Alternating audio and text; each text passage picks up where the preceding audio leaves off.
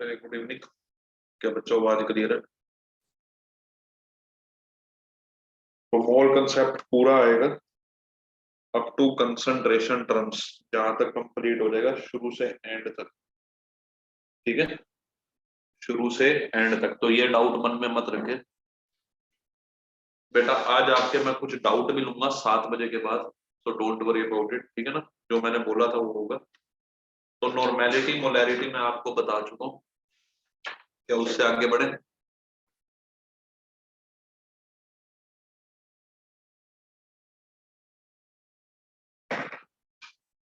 क्या बेटा आगे बढ़े उससे?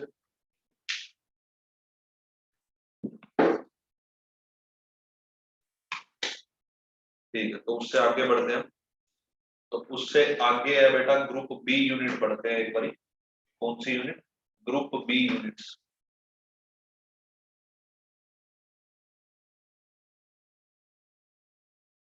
ग्रुप बी यूनिट कौन सी है? Mass related units. पहले हम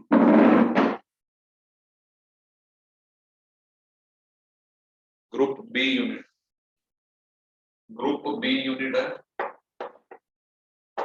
मास रिलेटेड यूनिट।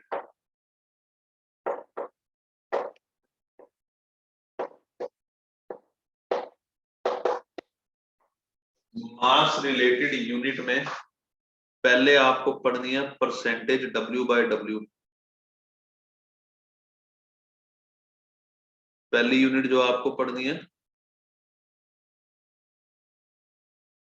फॉर्मेलिटी हम बाद में देखेंगे, पहले मास रिलेटेड यूनिट पढ़नी है। Percentage W by W. तो ये क्या होता है बेटा? Weight of solute present in 100 gram of solution. नीचे यहाँ पे भी सॉल्यूशन है। It is defined as weight of solute present in 100 gram of solution. Formality बेटा हम आगे देखेंगे, पहले एक बार ये मास वाली पढ़ के आगे बढ़ेंगे। ठीक है, इट इज डिफाइंड एज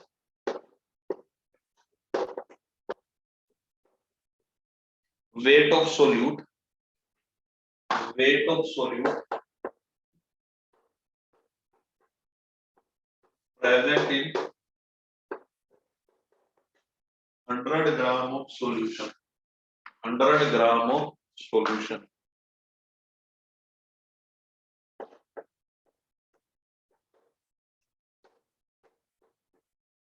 तो परसेंटेज डब्ल्यू बाय डब्ल्यू क्या लिखोगे? Weight of solute by. क्या बेटा आवाज क्लियर आ रही है? क्या बेटा आवाज क्लियर आ रही है? चलो, बाय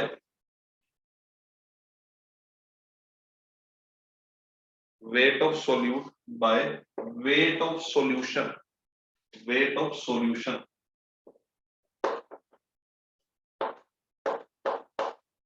इनटू 100, इनटू 100। ना, रिमेंबर जो सॉल्यूशन का वेट होता है वो होता है, क्लियर नहीं दिख रहा? क्लियर नहीं दिख रहा तो कोई बात नहीं, मैं आगे भी लिखूंगा। आप यहाँ लिखे percentage W by W is wait of solute by weight of solution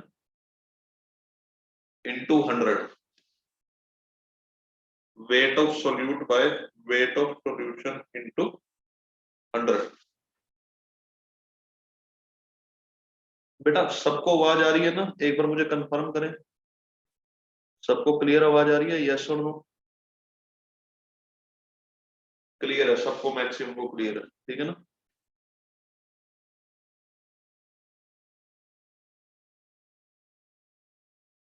चलो, wait of solute by weight of solution into 100। Now weight of solution को क्या लिखोगे?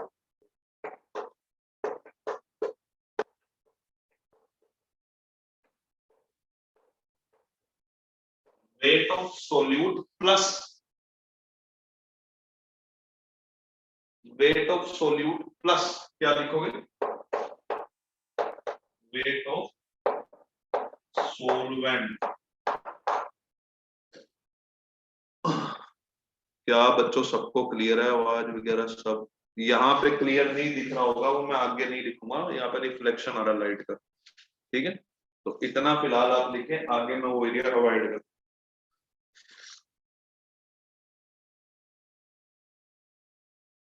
ठीक है, आगे मैं ये वाला एरिया अवॉइड करता हूँ, आप बाकी लिखें। चलो वो भी दिख रहा है, कोई बात नहीं, मैं फिर भी अवॉइड कर देता हूँ अगर दिक्कत आ रही है तो। क्या बेटा आगे बढ़े, ये लिख लिया।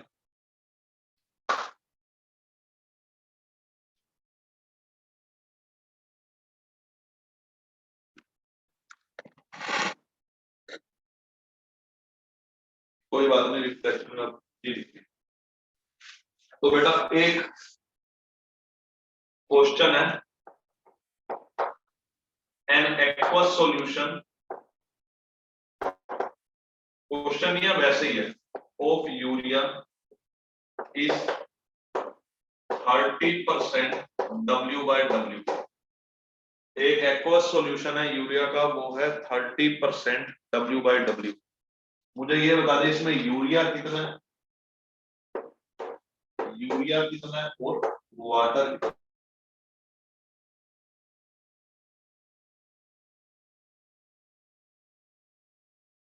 बेटा एक्वस सॉल्यूशन है जिसमें 30% वेट बाय वेट यूरिया, तो 30 ग्राम यूरिया 100 ग्राम सॉल्यूशन, तो यूरिया का माइनस कर दो सॉल्यूशन से, किसका आ जाएगा, सोलवेंट का 70 ग्राम वाटर। क्या बेटा डेफिनेशन तो क्लियर हो रही है, जैसे परसेंटेज W/V थी, परसेंटेज W/V थी, परसेंटेज, यस और नो।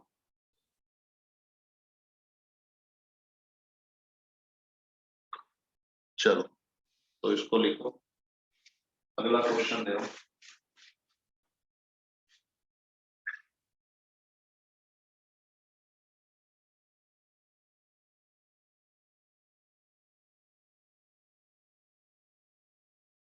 चलो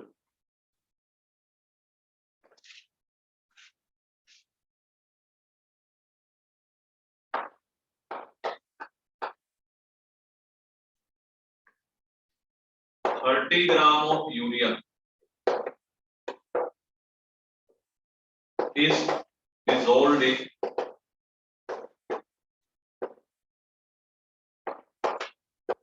60 gram water to form a solution. Find percentage W/W। 30 gram urea को 60 ग्राम पानी में डिसोल्व करा, परसेंटेज W/W निकालो। इससे सिंपल क्वेश्चन क्या होगा, सब बच्चे जवाब दें। तो बेटा आपको कुछ नहीं करना, वेट ऑफ सोल्यूट ऊपर देना है 30 ग्राम, सॉल्यूशन का नीचे लेना है। कैसे लोगे, 30 + 60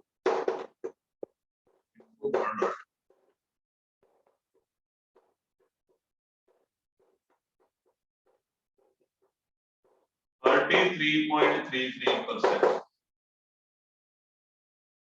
50% तो बेटा आपने ऊपर 30 लिया, नीचे 60 ले लिया, यही तो गलती करनी है। 30/60 कर दिया बेटा, नीचे सॉल्यूशन का लेना है, टोटल मास आएगा। क्या बेटा मेरी बात समझे, जिन्होंने गलती करी है उनके लिए बता रहा हूँ, नीचे किसका लेना है, सॉल्यूशन का, तो wait of solute plus weight of solvent दोनों लेंगे।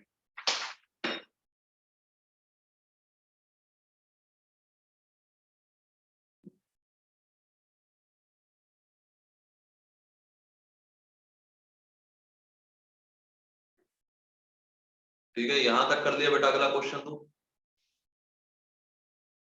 यहां तक कर लिया तो अगला क्वेश्चन दो। चलो तो next question,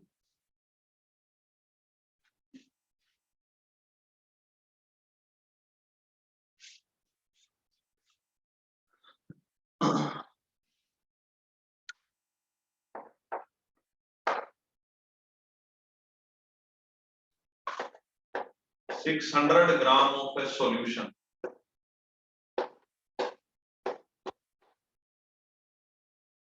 contains 75% by mass solvent। 600 gram solution क्या है, उसमें 75% बाय मास सोलवेंट है। क्या है? Solvent. Find the amount of solute in it. Find the amount of solute in it.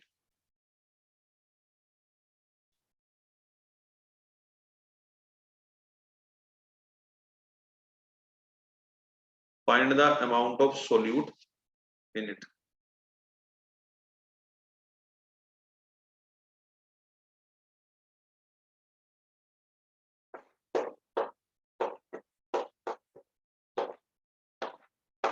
करें।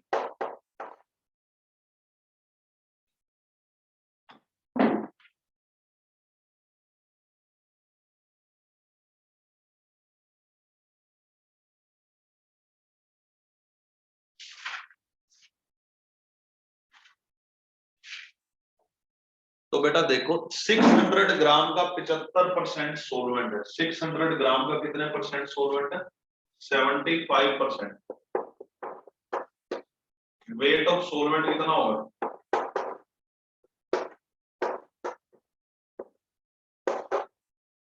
600 का 75%। 600 इंटू 75/100। 600 इंटू 3/4।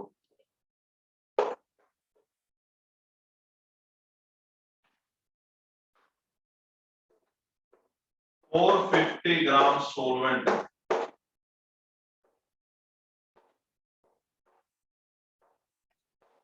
450 ग्राम क्या है? सोलवेंट। 600 ग्राम सॉल्यूशन में से 450 ग्राम क्या है? सोलवेंट। तो रिमेनिंग क्या है? वेट ऑफ सोल्यूट कितना है? 600 माइनस 450,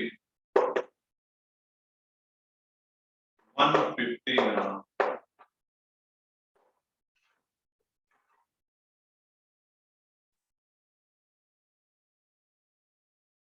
सिक्स हंड्रेड माइनस 450, 150 ग्राम। ठीक है क्या बेटा, समझ गए? यहां तक करें।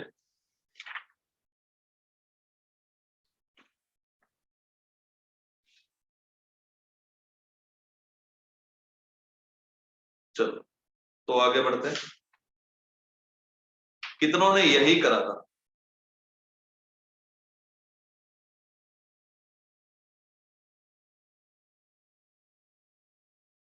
इसमें एक गलती है बेटा, इसमें एक गलती है।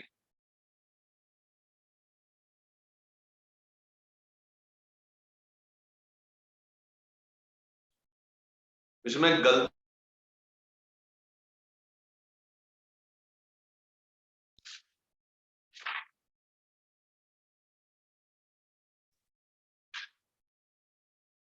चलो ये तो ठीक है, एक क्वेश्चन और देता हूं।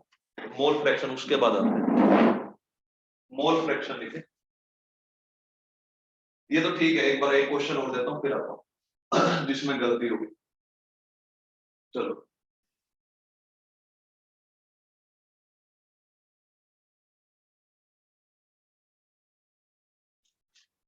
Next, mole fraction.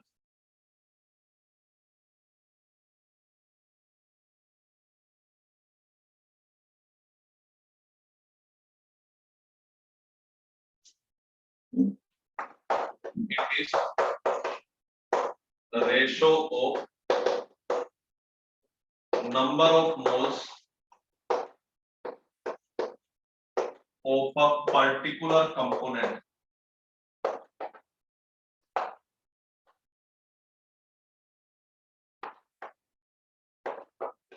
किसी कंपोनेंट के moles, it is ratio number of moles of particular component to the total number of moles present in the solution, to the total number of moles present in the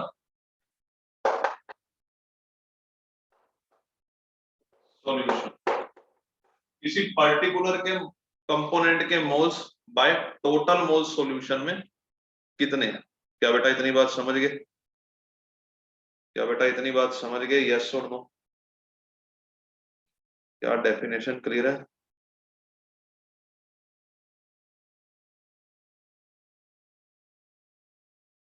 चलो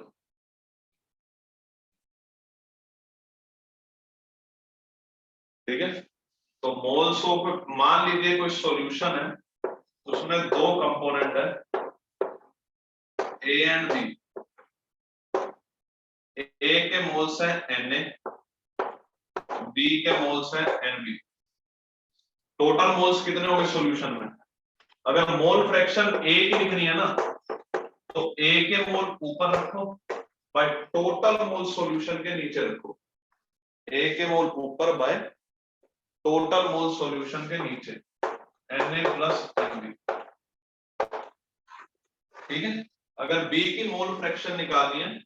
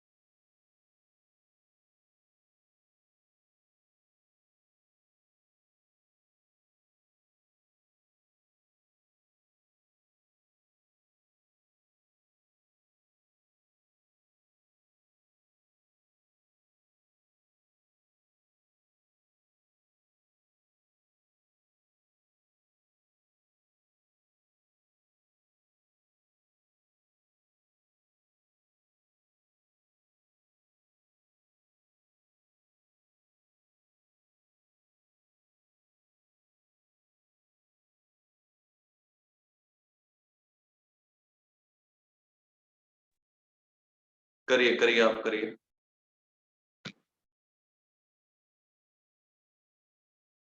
कोई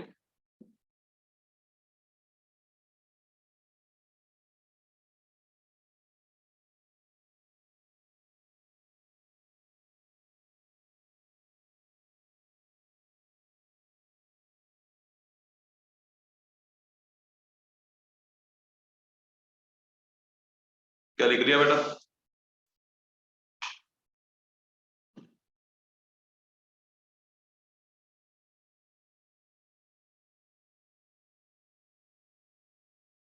चलो तो बेटा, अगर मान लीजिए टर्नरी सॉल्यूशन है,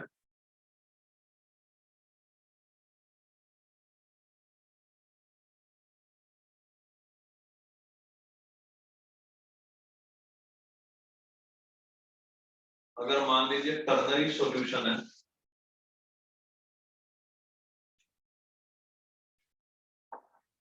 ए B and सी तीन कंपोनेंट है, टर्नरी सॉल्यूशन है। ठीक है। तो ए के मोल्स लिखोगे Na, बी के मोल्स लिखोगे Nb, सी के मोल्स लिखोगे Nc। ठीक है। अगर तीन कंपोनेंट है ए बी और सी, तो ए के मोल्स लिखोगे Na, बी के लिखोगे Nb, सी के लिखोगे Nc।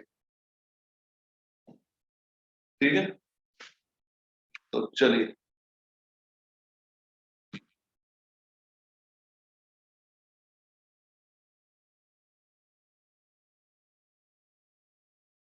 ठीक है। तो अगर आपको मोल फ्रैक्शन ए की लिखनी है,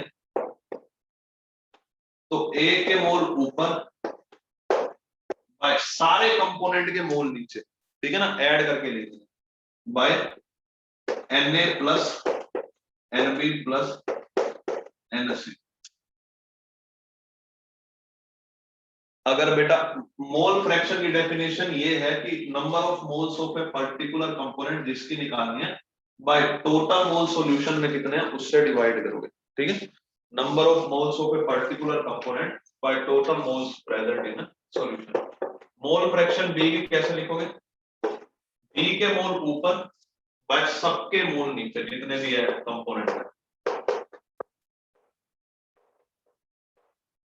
सी की मोल फ्रैक्शन, सी के मोल्स ऊपर बाय टोटल मोल्स नीचे।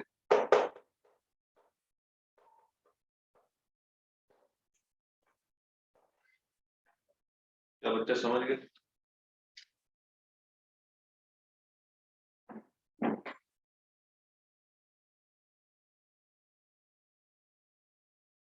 क्या बेटा समझ गए सब, यस और नो?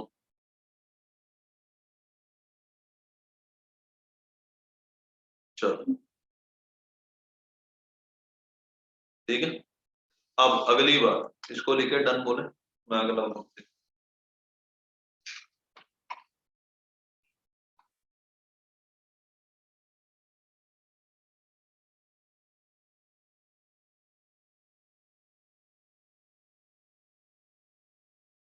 चलो आगे बढ़ते हैं,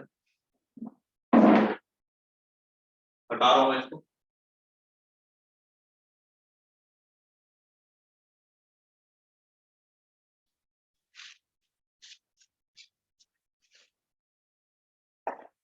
important pointer, sum of mole fraction of all the components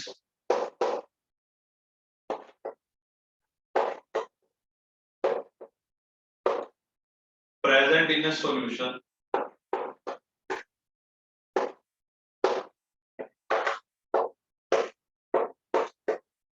is 1 या यूनिटी बोल दो। एग्जांपल समझा दूंगा। सम ऑफ मोल फ्रैक्शन सारे कंपोनेंट का सॉल्यूशन में 1 होता है या यूनिटी होता है। जैसे देखें क्या होता है ना, मान लीजिए सॉल्यूशन बाइनरी है, दो कंपोनेंट है ए एंड बी, ठीक है। सॉल्यूशन बाइनरी है, दो कंपोनेंट है ए एंड बी। ए की मोल फ्रैक्शन है एक्स ए, बी की मोल फ्रैक्शन है एक्स बी।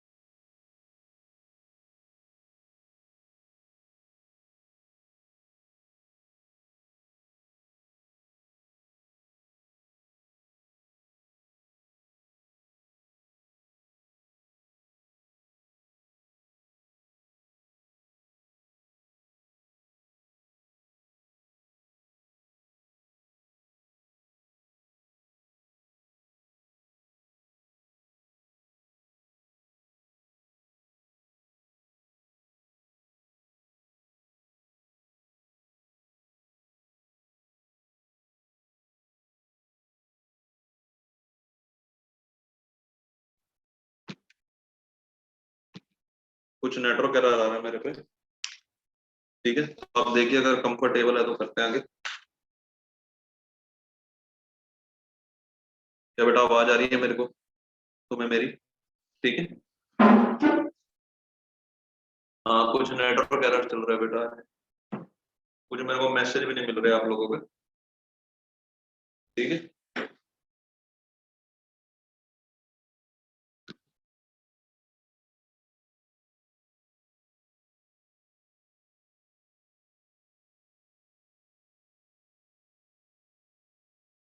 चलो तो आगे बढ़ते हैं।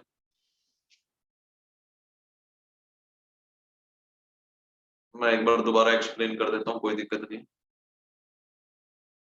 सम ऑफ मोल फ्रैक्शन सारे कंपोनेंट का सॉल्यूशन में यूनिटी होता है, वन होता है, ठीक है। Sum of mole fraction of all the component present in a solution is unity one.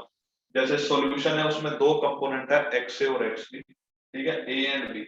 ए की मोल फ्रैक्शन है एक्स ए, बी की मोल फ्रैक्शन है एक्स बी, ठीक है। तो दोनों की मोल फ्रैक्शन का सम कितना होगा? वन।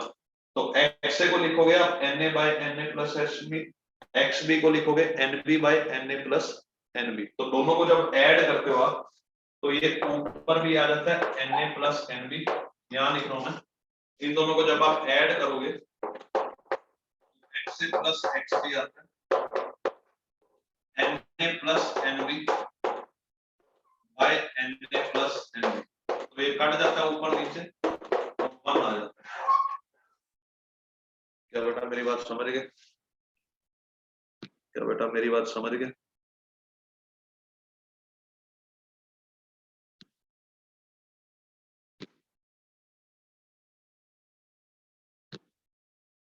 माइनस में नहीं हो सकती मोल फ्रैक्शन, ठीक है, माइनस में नहीं हो सकती मोल फ्रैक्शन। चलो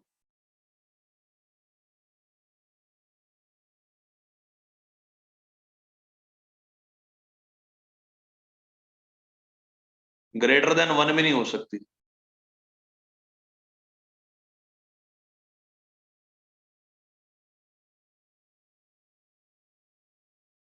चलो आगे बढ़ते हैं।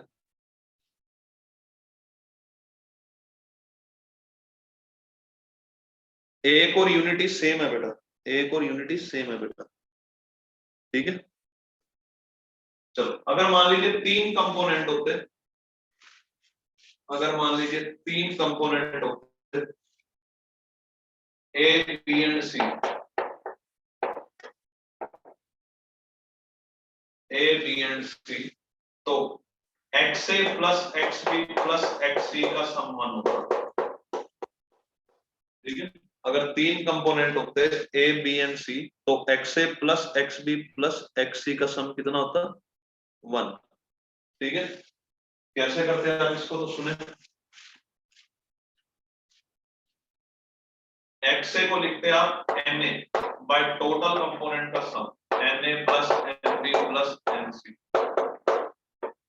एक्स बी को लिखते हैं आप एन बी बाय सारे कंपोनेंट के मोल का sum, N A plus N B plus N C. X A को लिखते हैं एन सी बाय सारे कंपोनेंट का sum, N A plus N B plus N C. ये सब वन के बराबर होता है, ठीक है। तो सबको ऐड कर दें आप, N A plus N B plus N C by N A plus N B plus N सी।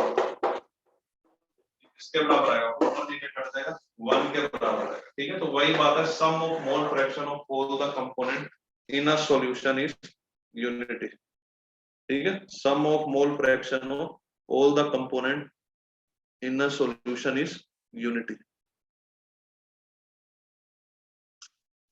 क्या बेटा क्लियर है? यूनिटी का मतलब वन है,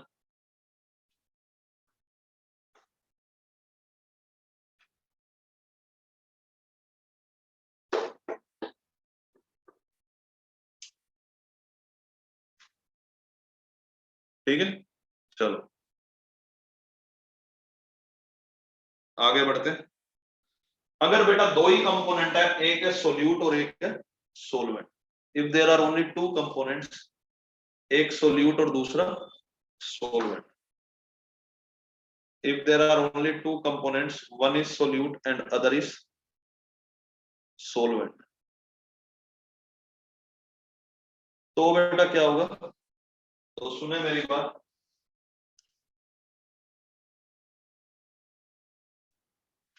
अगर मुझे मोल फ्रैक्शन सोल्यूट की पता है, if there are two components, एक सोल्यूट है और दूसरा सोल्वेंट, अगर मुझे सोल्यूट की मोल फ्रैक्शन पता है, if I know the mole fraction of solute, ठीक है, if I know the mole fraction of solute, तो सोल्वेंट की कैसे निकालोगे?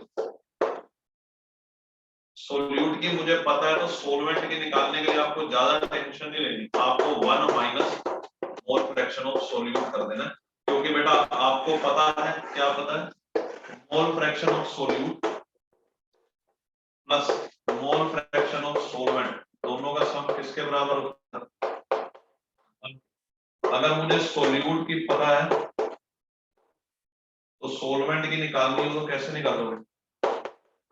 1 minus mole fraction of solute.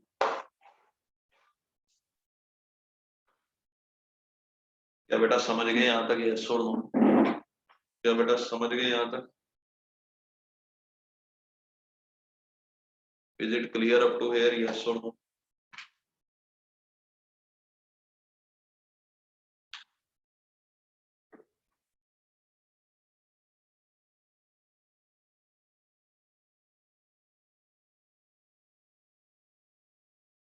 चलो, एक्स का मतलब है बेटा मोल फ्रैक्शन, एक्स सिंबल है मोल फ्रैक्शन का, x is a symbol of mole fraction.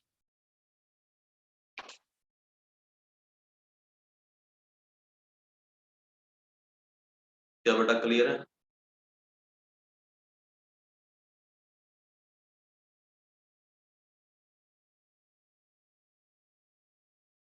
चलो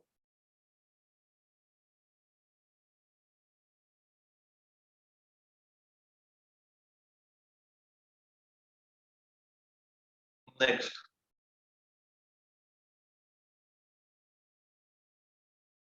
इसको लिखे, अगर बेटा किसी कंपोनेंट की मोल फ्रैक्शन 0 है तो इसका मतलब क्या है? इफ किसी कंपोनेंट की मोल फ्रैक्शन 0 है और किसी कंपोनेंट की मोल फ्रैक्शन 1, तो 0 का मतलब होता है कंपोनेंट है ही नहीं सॉल्यूशन, कंपोनेंट इज एब्सेंट, क्योंकि उसके मोल्स ही 0 है, कंपोनेंट इज एब्सेंट। 1 होने का मतलब है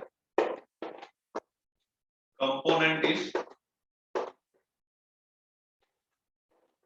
प्योर, प्योर मतलब सिर्फ वही प्रेजेंट है, पूरे के पूरे मोल्स ही उसके,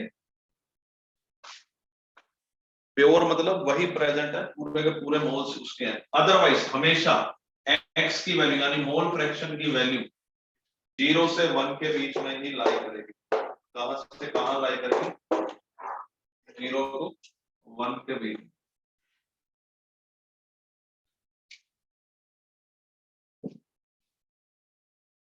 क्या बच्चे समझे हो इतनी बात? यस और नो?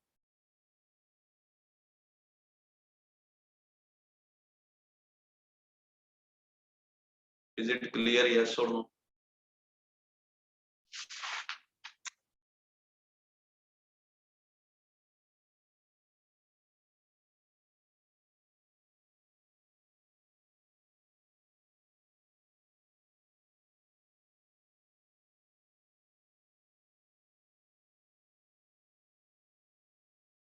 चलो यहां तक लिखो, डन बोलो, उसके बाद आगे बढ़ते हैं।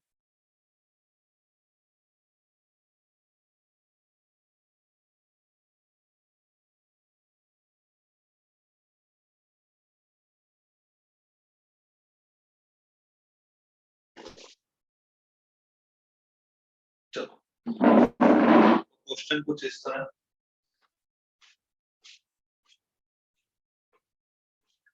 a solution contains 30 gram urea,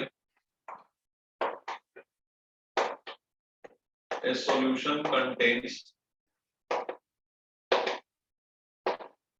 30 gram urea in 45 gram water,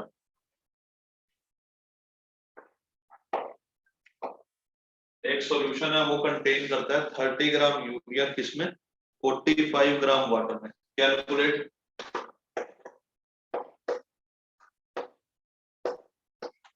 percentage wait by wait, mole fraction of solute urea, दोनों फाइंड आउट करते हैं। मोल fraction of urea, mole fraction of water. आपको फॉर्मूला पता होना चाहिए यूरिया का।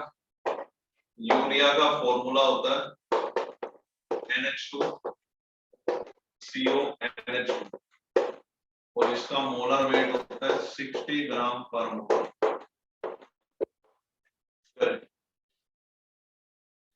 कर सकते हो बेटा ट्राई? यस या बेटा ट्राई कर सकते हो?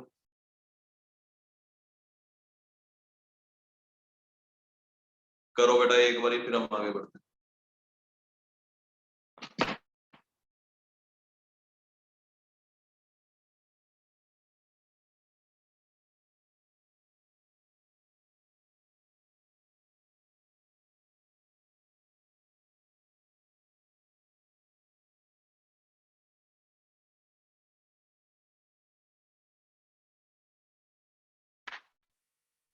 क्या बेटा मैं करूं?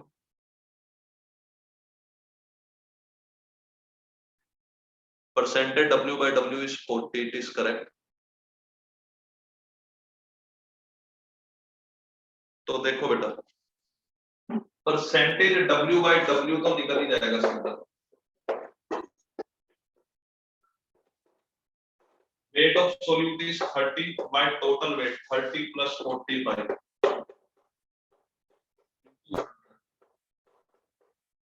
30 बाय 75 इंटू 100, तो 3 ऊपर 4, तो 40%। अब बच्चों ने इतना तो कर ही लिया होगा आई थिंक। क्या बेटा इतना कर दिया था? यस और नो? कितने बच्चों ने कर दिया था? एक बार हैंड रेस करना।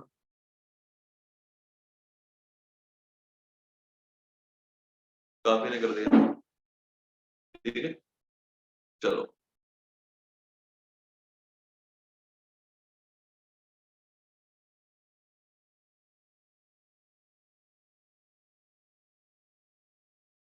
ठीक है, नेक्स्ट इज मोल फ्रैक्शन, आपको फाइंड आउट करनी है। नेक्स्ट इज आपको क्या फाइंड आउट करनी है? Mole fraction. आपको क्या फाइंड आउट करना है? Mole fraction. तो बेटा मोल फ्रैक्शन कैसे निकालोगे? सबसे पहले तो आप मोल्स ऑफ यूरिया निकाल लें। यूरिया का वेट कितना है? 30 बाय मोलर वेट कितना है? 60, तो half mole. Moles of water, water कितना होता है बेटा? 45 बाय 80, 5/2 मोल। तो अब मोल फ्रैक्शन यूरिया का निकालो, तो moles of urea by total moles, 1/2 urea के mole by total mole, 1/2 plus 5/2, 1/2 by 3, 1/6, 1/6। क्या बच्चे समझ गए? ठीक है। अब वाटर की निकालनी है तो क्या करोगे बेटा? वाटर की निकालनी है तो सीधा ही माइनस कर दो 1 में से, 1 माइनस 1/6, 5/6।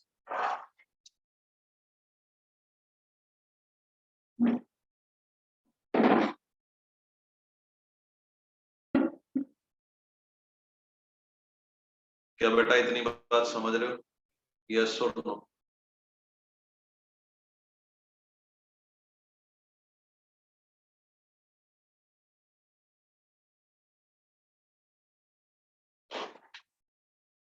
क्या बेटा आगे बढ़े और क्वेश्चन दो?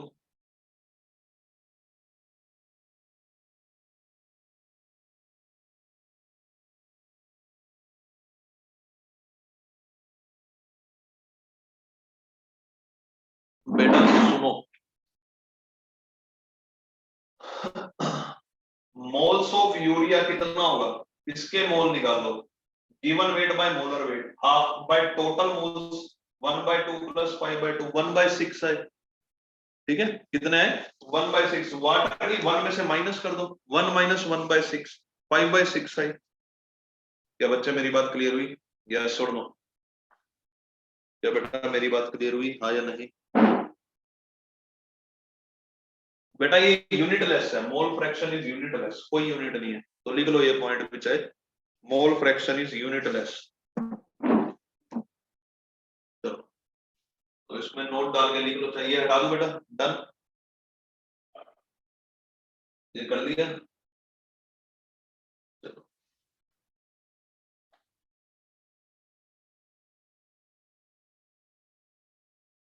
Mole fraction is unitless.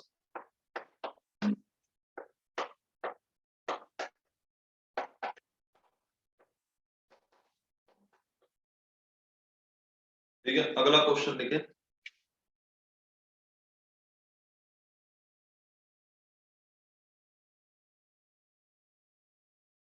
Solvent बेटा एक्वस सॉल्यूशन में हमेशा ही वाटर होता है बेटा। क्वेश्चंस कर करके मोल कंसेप्ट बेस है केमिस्ट्री का, तो इससे बहुत मैं क्वेश्चन कराऊंगा, ठीक है, ये बेस है, तो इसमें आप क्वेश्चन करते जाएं। अगला क्वेश्चन ठीक है, an aqueous solution contains,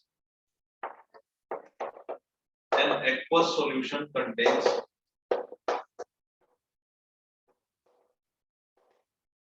28% weight by weight KOH।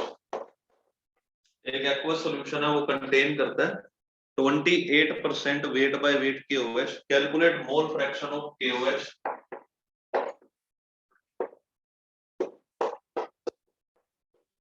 And mole fraction of water.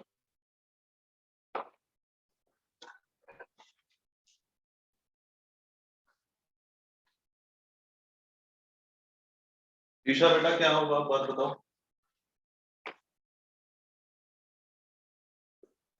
तो बेटा आपको पहले अब डेफिनेशन पे जाना पड़ेगा। लेट 100 ग्राम सॉल्यूशन है, उसमें KOH कितने ग्राम है बेटा, डेफिनेशन पे जाओ। 100 ग्राम सॉल्यूशन है तो KOH कितने ग्राम है, 28 ग्राम। रिमेनिंग क्या है बेटा,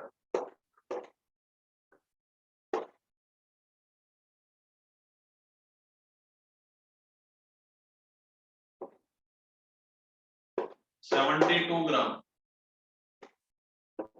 वाटर। कभी भी वेट बाय वेट दिया हो तो आप बस डेफिनेशन लिख लो। तो इसमें इतने ग्राम KOH है, तो मोलर वेट KOH होता है 56, मोल्स ऑफ KOH निकालो 28/56 half mole. Moles of water निकालो 72/80 4 मोल।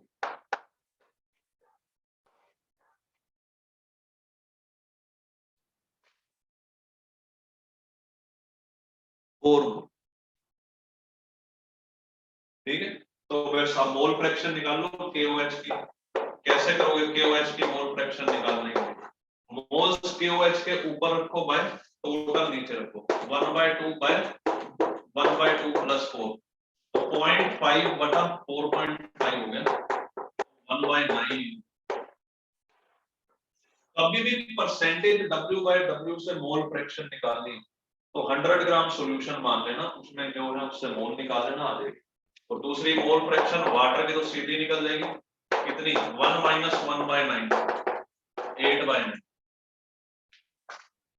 क्या बच्चे समझ पाए? क्या बेटा समझ पाए, यस और नो? तो बच्चों को क्लियर है, डेफिनेशन में तो कोई कंफ्यूजन नहीं है ना?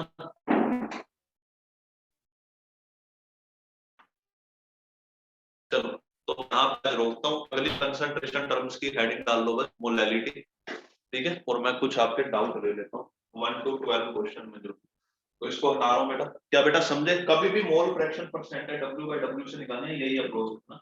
100 ग्राम में कितने KOH है, कितना वाटर है, मोल्स निकाल के फटाफट निकल जाएगी। बेटा डाउट ले रहा हूँ मैं, डाउट ही ले रहा हूँ मैं। आवाज बंद हो बेटा, आज वीडियो नेटवर्क की दिक्कत है क्या आज?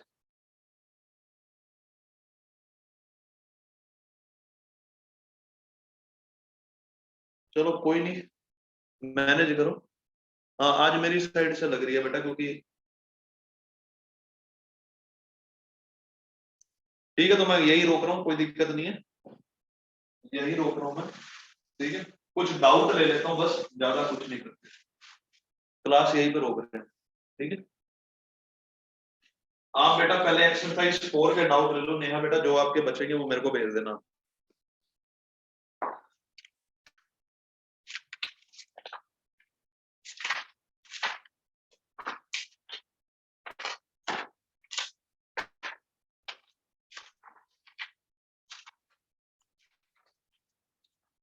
बोलो, क्वेश्चन 1 to 12 में कोई डाउट है? Exercise 4 question number 11।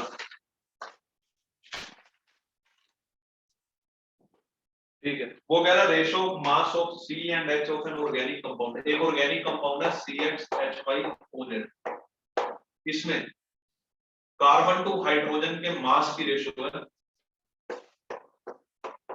6:1। ठीक है,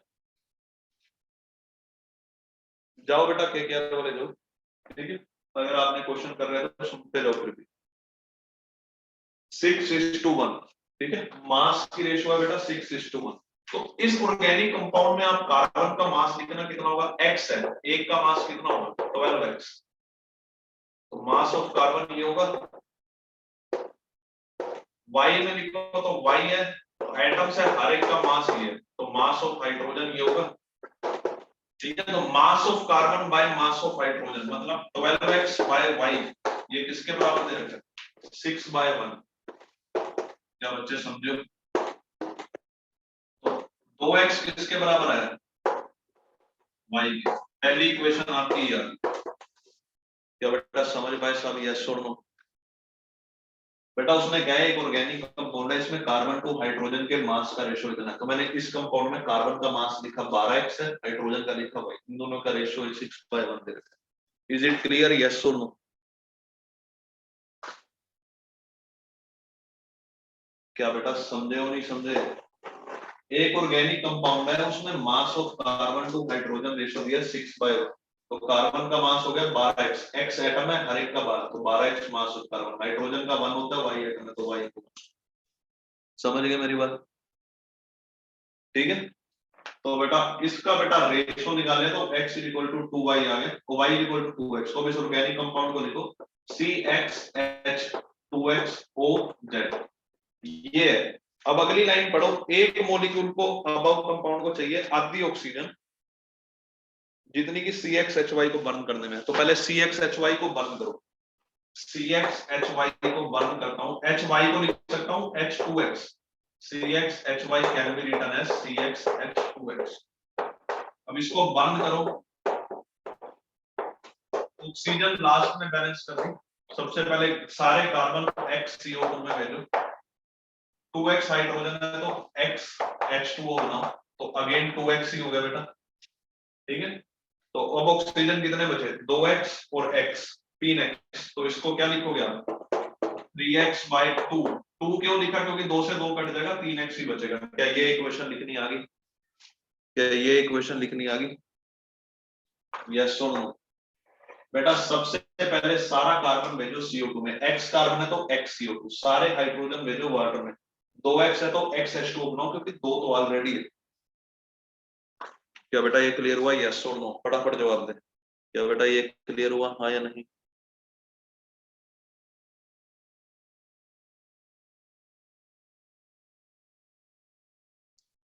क्या डाउट है बेटा? बेटा कंबशन इक्वेशन ही तो लिखी है मैंने, CXHY, y की वैल्यू है 2x, CXH2X, इसकी इक्वेशन लिखो तो XCO2 बना, और 2x है तो 2 वाटर में कन्वर्ट कर दिया। अरे बेटा लो मैं दोबारा बता देता हूँ, यहाँ लिख रहा हूँ y इक्वल टू 2x आया मेरा, y इक्वल टू 2x आया, CXH2XOZ है। ठीक है, तो बेटा CXH2X को कितनी ऑक्सीजन लगेगी, बैलेंस इक्वेशन लिखनी है आप। तो आप एक काम करें, आप क्या करोगे, सारा कार्बन x है ना तो XCO2 बना, इधर कितने हैं 2x हाइड्रोजन है तो XH2O बना, तो 2x ऑलरेडी हो गया। ठीक है, तो अब ऑक्सीजन बैलेंस कर दो, कितना लगा, इधर 2x है, x इंटू 2x, इधर x, तो टोटल कितना हो गया 3x/2। ठीक है, तो बेटा ये क्या कह रहा है, कितना ऑक्सीजन लगा 3x/2 मोल O2 लगा। अरे रिएक्शन तो बैलेंस कर दोगे, यस और नो?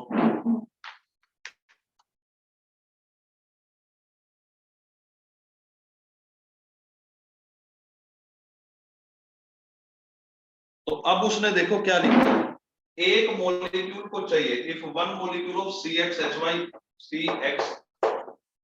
को लिख दो H2XOZ, इसको कितनी ऑक्सीजन चाहिए होती है, contains half as much oxygen required to burn one molecule of this, one molecule of this. ठीक है, इसको ऑक्सीजन चाहिए आधी, तो इसको ऑक्सीजन कितनी चाहिए 3x, तो Z की वैल्यू कितनी आ गई 3x/2। ये कैसे लिख दिया मैंने बेटा, वो कह रहा है कि इसको कितनी ऑक्सीजन चाहिए, इसको जितनी ऑक्सीजन चाहिए वो इसकी आधी है, इसको कितनी चाहिए 2 से 2 गया 3x ऑक्सीजन चाहिए, तो Z कितना है उसका आधा, क्वेश्चन में ही मेंशन है 3x/2। यस और नो? या समझ आ गया सबको? अरे हाँ या नहीं? अक्षिता बेटा बताओ क्या समझ आ गया? अक्षिता क्या समझ आ गया बेटा? चलो, तो बस x की वैल्यू आ गई, y की वैल्यू आ गई, z की वैल्यू आ गई, तो पुट कर दो CX H2XO 3x/2। Simplest ratio निकालो, x से x गया, एलसीएम लो C2H4। क्या बच्चे समझ गए? बेटा बस उसने इंटरप्रेट कराया है कैसे कैसे इक्वेशन दी। ठीक है, तो यही क्वेश्चन मेरे पास मैक्सिमम आया था, और कोई क्वेश्चन है तो पूछ ले, बाकी मैं आपके फिर डाउट अगली क्लास में लूंगा कुछ। Is there any doubt in any other question 1 to 12? Question number 6, 6th question देखें।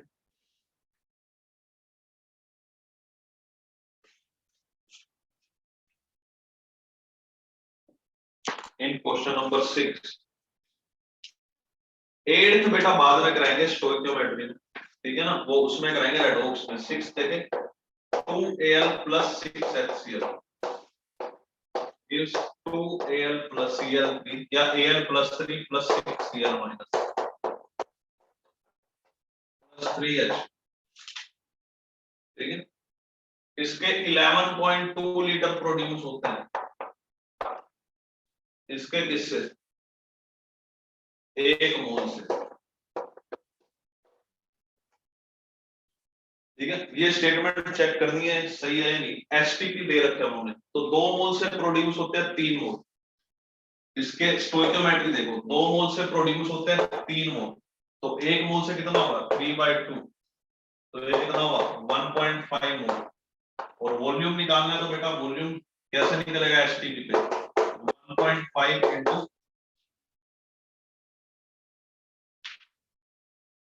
1.5 मोल एसटी फॉर HCl का दिया बेटा, HCl का दिया 1 मोल।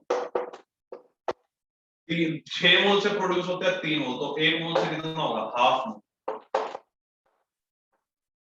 तो half into 2.4 11.2 litre volume of H2। यही ऑप्शन आपका ठीक होगा। नॉन मेड की हो रही है बेटा, यस नॉन मेड की बुकलेट हो रही है। क्वेश्चन नंबर 4, ठीक है, तो मैं 4th भी कर देता हूँ, 4th आखिरी लेता हूँ बेटा। 10th राहुल आप मेरे को भेज दो, मैं आप करके सॉल्यूशन भेज देता हूँ। 10th एंड 9th का मैं भेज दूंगा, ठीक है, कोई दिक्कत नहीं है। 4th अभी क्लास में कर देता हूँ, 10th एंड 9th का मैं ग्रुप पे भेज देता हूँ, ठीक है। चलो, तो 4th में अभी ले रहा हूँ।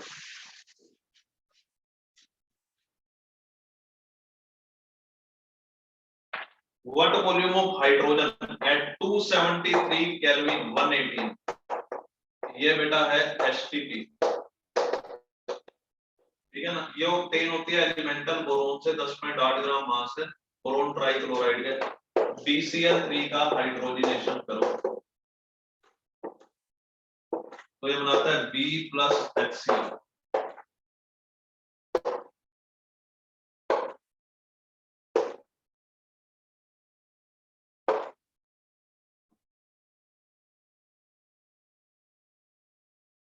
ठीक है, तो इसका कितने ग्राम है? 21.6 ग्राम। तो मोल निकालो कितने हो गए? 21.6 बटा 10.8 मोल। इसके प्रोड्यूस हो रहे हैं 2 मोल। तो कितने मोल हाइड्रोजन लगेगी पहले ये निकाल लो।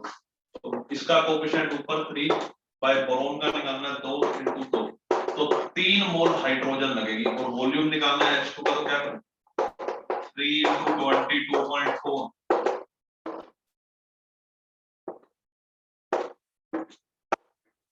7.2 लीटर। क्या बच्चे क्लियर हो गया? यस और नो? ठीक है, चलो ठीक है। बाकी मैं 9th और 10th और 11th का भी भेज, 9th कौन सा रह गया था? 9th रह गया था ना, 9th का भी भेज देता हूँ। 8th बेटा हम बाद में करेंगे। ठीक है, चलो thank you very much, meet you in next class.